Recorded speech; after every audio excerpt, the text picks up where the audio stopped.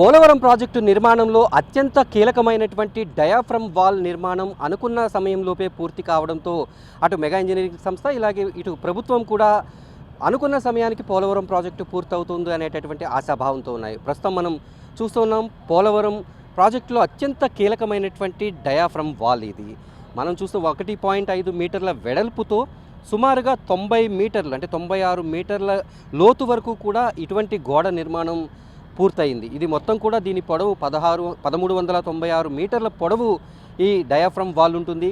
ఇది నీటి నిల్వ ఉంచినప్పుడు దాదాపు 196 టీఎంసీల నీరు గోదావరిలో నిలువ ఉన్నప్పుడు దానికి సంబంధించినటువంటి నీరంతా కూడా ఓట రూపంలో ప్రాజెక్టు కింద నుంచి వెళ్ళిపోకుండా ఉండేందుకు గోదావరి నదిలో సహజ సిద్ధంగా గోదావరి నదిలో ఉన్నటువంటి ఆ ప్రాంతంలో ఈ గోడను నిర్మించారు. రాతి కట్టడం ఎక్కడి వరకు అయితే రాతి సహజంగా ఉండేటటువంటి రాతి పొరలు ఎక్కడి వరకు అయితే ఉంటాయో అక్కడి వరకు కూడా ఈ గోడ నిర్మాణం అనేది భూమి లోపల ఉంటుంది. దీనిపైన ప్రస్తుతం ఆనకట్ట అనేది నిర్మిస్తారు. దాన్ని ఎర్త్కమ్ రాక్ఫిల్ డ్యామ్ అనేది పిలుస్తూ ఉంటారు. ఈ డయాఫ్రమ్ వాల్ నిర్మాణం పూర్తి కావడంతో రాక్ఫిల్ డ్యామ్ పనులు కూడా పూర్తిగా వస్తున్నాయి. ఆ పనుల్లో మొదటిగా రకరకాల లేయర్స్ని ఉపయోగించి మొత్తం 55 మీటర్ల ఎత్తులో ఆ ప్రాజెక్ట్ అనేది ఈ ఆనకట్ట అనేది మొత్తం కూడా ముగుస్తూ ఉంటుంది. కింద 28 మీటర్ల వెడల్పుతోటి అలాగే పైకి వచ్చేసరికి 6 మీటర్ల వెడల్పుతో ఎర్త్కమ్ రాక్ఫిల్ డ్యామ్ని పూర్తి చేస్తారు. మొదటగా దీనిపైన లేఅవుట్ చూస్తే ఫస్ట్గా సాయిల్ ఏదైతే ఉందో బంకమట్టి లాంటి దానితోటి మొదట కింద మనం చూస్తున్నటువంటి లేయర్ అంతా పూర్తి చేస్తారు.